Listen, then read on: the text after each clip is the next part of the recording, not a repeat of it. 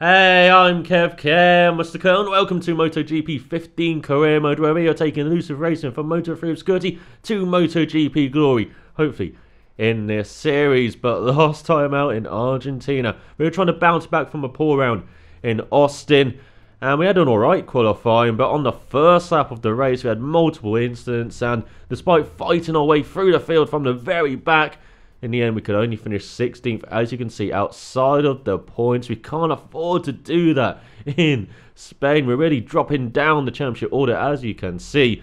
As before we go out for qualifying around the Circuito De Jerez, of course, we look at bike development. We added our 2 data packs in Argentina to the brakes. It's now a level 2 component, and we've got another 2 data packs from Argentina. So I was thinking of maybe adding it to the engine, suspension, get the ball rolling in those components, but let's fully deck out the brakes. Let's be out braking riders for miles now. Let's take off like 10 seconds off our lap times by fully, making that component a level 3 and fully developing it.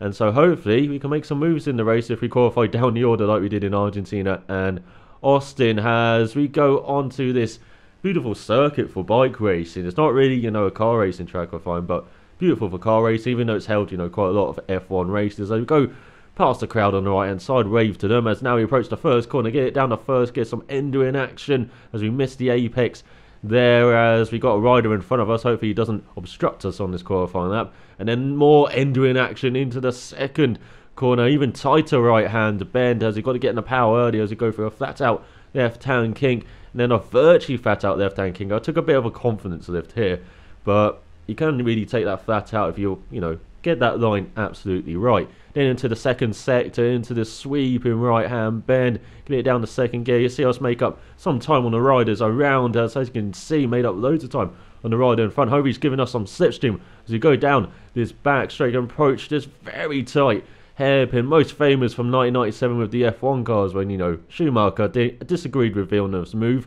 Well, we're on the bike trying to take it in first gear, get a late apex, breaking around 100 meters, but didn't take that too well as we go for a virtually flat out left hand kick again, and then trail braking into this left hand to get it down to second gear, but get on the power very early and then use all of the track here as we're following the wheel tracks of the rider in front as you get down into this double right hander again down to first gear, and then virtually flat out through just a little lift and then get on the power really early as we approach the final sector of this lap. And now he's holding us up. Get out of the way, beep the horn as you go into the right hand, and you've got to work with the elevation change there and take it in second or third gear. How confident you feel through that corner basically. And now we're looking around the outside into the final corner, but some more engine action means we go absolutely right. We made a Horlicks of that corner. Hopefully it doesn't cost us too much in our grid position, in our time as well, as we go across the line and do a 49 flat, but we could have been in the 48s throughout that final corner,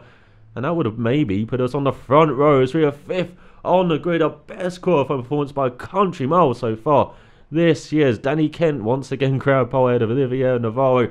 Courtois alongside us on the second row with Isaac Vinales, and on the third row Antonelli, Vasquez and Masbu. But very happy with that qualifying performance as Hanukkah rounds out the top 10 now. Bastianini, Binder, McPhee, Locatelli, Bagnana, and the next Mahindra up in 15th, then Fenati, Ferrari and Loy on the 6th row. But we got to try and keep clean on the first lap here. Hopefully it's a bit easier than being in that congested midfield, approaching the first couple of corners. Hopefully it's a bit nicer up at the sharp end of the grid, as unfortunately Rodrigo rounds out the field again on his KTM in 34, 3.6 seconds back of Danny Kent, as now we are on the grid waiting for the lights to go out for the 6th lap race, and the Spanish Grand Prix is go. As we're looking to the inside, we're just trying to block off whoever this is behind us. I believe that is Vinales behind us, but look at it, he's going around our outsiders. We've been very cautious, too cautious. We're all over that curve trying to avoid everyone else on this bike, trying to avoid collisions on this first lap, and like what we had in Argentina, as we take the right hander beautifully. If we did that on our qualifying lap, we might actually be on the front row. But Courtois and Navarro fighting in front, Olivier and Kent in front of them. We've got Isaac Vinales in front of us, and his home race in 5th place as we're in 6th for about half a second ahead of Antonelli behind us, and he's got like Vasquez and Masbu and Binder fighting with him in the top 10, and there he is fighting with Vasquez for 7th place. So we really caught up to Vinales through that right-hander. Can we use the slipstream down this long back straight as it looks like it's 3 wide in front of us, approaching this tight right-hand hairpin has... Oh, he broke really well into that right-hander. Not looking to make a move at all. We're just looking to keep it, really. You know, from the battling behind us between Antonelli and Vasquez, as we're being a bit cautious on this opening up. As I said, I don't want to get any incidents at all on this opening up. I want to set up this race for at least the top 5 finish, and hopefully, you know, if I keep it clean for the rest of this lap, make no mistakes, you know, I'll be in that position by the end of this lap. Is to go through the double right-handed, keeping behind Vinales, so we take a little cheeky look down the inside the Spaniard, but, you know, not really a gap there. You know, I should have just probably held back a bit more so I could get a run through these, you know, right-handers, but I wanted to let him know I was there. And as you can see, it looks like we've got a top 3, and then we did that corner abysmally as we tried to set him up for this final corner, but got it totally wrong.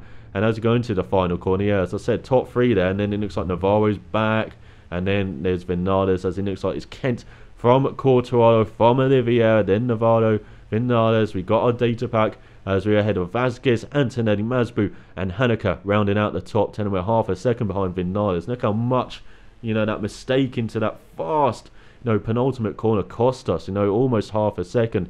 As later on this second, that going for that right hand sweeper onto the back straight, using all of the curb almost of the track, but just about keeping it on the track limits here as we're going into this tight hairpin as we got Vasquez in front of us.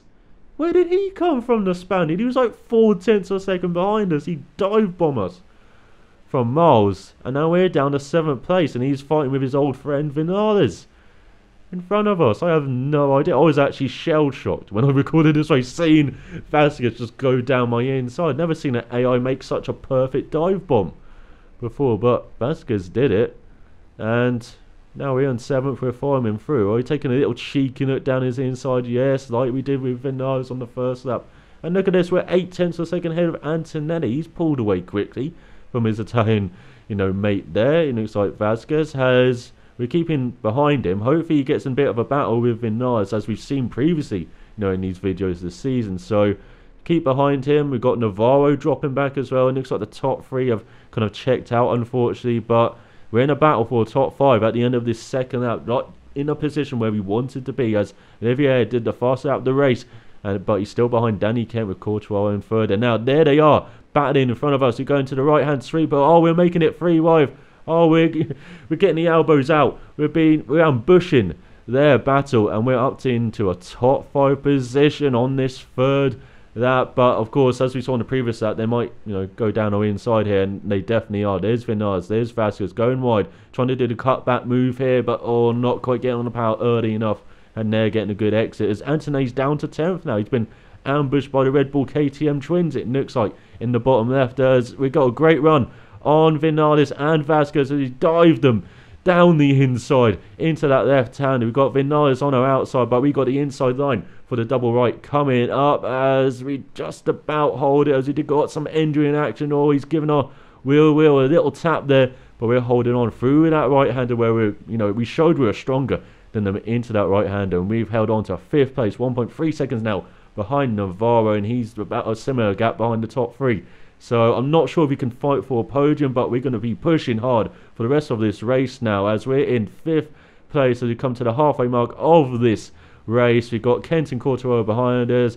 Vinales trying to let us know he's still there, but we're waving goodbye now for the rest of this race. We're concentrating on catching up to Navarro in front of us, and we gained almost half a second in that final sector. If we keep doing that up, we'll be batting him at the end of this lap. Hopefully we do, and then we can concentrate on getting up to that top 3, maybe after we get past Navarro in his home race here. Of course, you know, lots of Spaniards in this Moto3 field as Kent and Courtois are fighting for the win. And there we go, Vasquez and Vinales battling behind us. Hopefully they get, you know, a bit too preoccupied with each other, so we can build a gap on them. We've got half a second on Vasquez by that point on this 4th lap, but later on in that lap we see the top 3 just about in front of us, and then we gained half a second on Navarro in that middle sector of the lap, and now we're right on him. As I said, we'll be batting him at the end of this lap, and we certainly are, you know, to his inside in that right hand. And now the right hand kink, have we messed it up? No, we haven't, not like on the first lap. It was right in his slipstream. Are we going to make a dive into the last corner? Oh, not quite there, but we're going to try and cut back on Navarro and go and wave to the crowd as we're using all of that curb on the exit and try and get in the slipstream of Navarro. Maybe make a dive into this first corner on this penultimate lap as Kent leads Quartararo and Olivier. We've got Vasquez, Vinales, Haneke, Binder and Bastianini rounding out the top 10. God, Antonelli has dropped like a stone this race as we're all over Navarro. We're just trying to take some wide lines, get on the power early, get some superior exits compared to Navarro, but he's holding it in this first sector. He dived down his inside into that left-hander just as I say that, and now we're a dead heat at the end of that first sector, but now we're nicking down the inside into this right-hander where, as I said, I'm a bit better than the other riders, and we have grabbed that 4th position. Well, the top 3, I need my binoculars to see them, but at the end of this straight, of course, this is where we've seen Vinales and Vasquez outbreak us, and Navarro is doing that as well. It must be that, Spanish, home knowledge coming in there, trying to outbreak us into that corner as we drop back to 5th place. But again, we're in the real tracks of Navarro. Can we make a similar move like we did a couple of laps ago, diving into this left-hander? Yes, we can, but we hold that apex much better this time, and we're up to 4th place. It looks like there's no Navarro fight back here as we go into the double right-hander. We've gone a bit wide again, but no Navarro behind us, and we just about see 3rd place of Olivier in front of us. God, 4 seconds in front of us as we go onto the final lap of the race. Look at this, we gained on them, as you can see. We had the pace for a podium, but we're a bit too cautious maybe in the first half of this race, trying to be incident-free, as it looks like Vinales and Vasquez have caught up to Navarro behind us as we once again we go wide into that final corner. I guess that's our way of celebrating, I guess, as we did on our qualifying lap, as Quartararo wins the race as we cross the line for our best finish of the season, our first top 5 as Elusive Racing, as we finish in 4th place. Very happy with that result, especially after the last couple of rounds where it's just gone to pot to get a 4th place. Very happy with that, as we're a bit lonely in the end as Kent beat Quartararo. Good old timing glitches. With Olivier a 3rd in. Vinales beat out Vasquez. Navarro down to 7th in the end. And Binder and Haneke, the Red Bull KTM twins, ahead of Bastianini, Masbu, Fanati, McPhee, Antonelli in 14th. My God, he fell down the order. And he finished ahead of his countryman Locatelli, who was in 15th, who beat our fellow Mahindra buddy, Bagnagna. I keep saying that name wrong. I apologise. Up one day I'll learn how to say it properly. But what can I say? Very happy with that 4th place. What a bounce back. What a result we needed as well in the championship. As unfortunately, Remy Gardner and Carudin didn't finish this race, as Rodrigo rounded out the field in 32nd and last. As we go to the championship standings, we see Kent on 95. So he didn't win the race. They gave the points to Quartararo. Good old glitches. As he now leads the Frenchman by 18 points, with Olivier down to 3rd, Navarro 4th, Vinales 5th, Haneke 6th, Binder 7th, Vasquez 8th, I believe Masbu is that in 9th, and then we're in the top 10 again after that magnificent result for us, ahead of Bastianini, Antonelli, McPhee, Fanati, Locatelli, Ono and Bagnano with a single point in 17th. So half of the field has scored points so far this season. How many more will score? Well, unfortunately, in the milestone games, they don't spread out the points that well. They don't make it a bit more random, the results. So I'm not sure how many more riders will score this season. But Honda lead the constructor standing with 100 points, a maximum 4 out of 4 wins for them. 28 points ahead of KTM. Then has Varna in 3rd, and Mahindra in 4th, 17 points back of the Finnish manufacturer. So we're getting Mahindra back in that battle for 3rd place. That's good to see. And look at all the goodies at the end of this race. You've got so many fans, almost 8,500 of them, and we're almost up to 45,000 fans in total, and we have got almost 17,500 credits as well, as we definitely achieved our race objective, and we're over 90,000 race credits in total. Remember the KTM? That costs 100,000 credits. Maybe we do well in the next race, or we could maybe afford that for Mugello. Let's see. What else happened, of course, in Spain? Well, I guess when they went delirious, the Spanish crowd, has Marquez won on his Honda ahead of the Yamahas of Rossi and Lorenzo. Are we ever going to see Pedrosa on the podium? Is it just going to be those 3 on the podium for the rest of the years? And Moto2, Sam Lowe's won. Oh, that's good to see from the Brit. And of course we saw in Moto3, Quartararo somehow won that race from Kent. Good old glitches. Has the Tribe of Night. Oh, we got it. Enthusiastic and very happy fans here. Has Quartaro says, yeah, the crowd goes happy for my crazy riding style. Well, if you say missing braking points almost every lap is a crazy riding style, I guess I'll take that. As our sponsor, the sponsor we wanted, Team Oakley, very happy with that. And our current sponsor, very happy with it as well, of course, with the team as well. Best result of the year, a much needed result. As you've seen, we're back in the top 10 of the championship. Hopefully we can build on this result and, just build a good run of form, heading, into, say, the next third of the season, after Magello. As you look at the standings now in MotoGP, Marcus leads the championship by 11 points from Rossi. Then Lorenzo a further 7 points back, with Petroza on 48 points in 4th. And in the constructor standings, Honda leads Yamaha, with Ducati just ahead of Suzuki as well, building that gap up to 8 points now. So it's great battles in the constructor standings in the MotoGP. But in the championship, it looks like Marcus slightly pulling away a bit in these early stages, but definitely no put away for Rabat in the Moto2 Championship. He leads Lowe's and Zarco by a single point, and then Rins in 4th with 48 points. I see a pattern occurring here. As in the constructor standings, it is Canex leading, speed up by 14 points. Oh, he's getting a bit closer at the top there. So unfortunately, Tech 3 and Suter yet to score. And will they score? That's the big question this season, of course, in the Moto2. As look how close that championship battle is. Imagine if it was like that in real life. That would be fantastic. And then in Moto3, we've got Danny Kent leading the championship by 18 points from Oliveira. Navarro in 4th with 48 points. Pattern confirmed. Has in the constructors standings Honda with the maximum points, and KTM 28 points back. Then Husqvarna and Mahindra hopefully having a battle for third now, with Mahindra 17 points back of Husqvarna.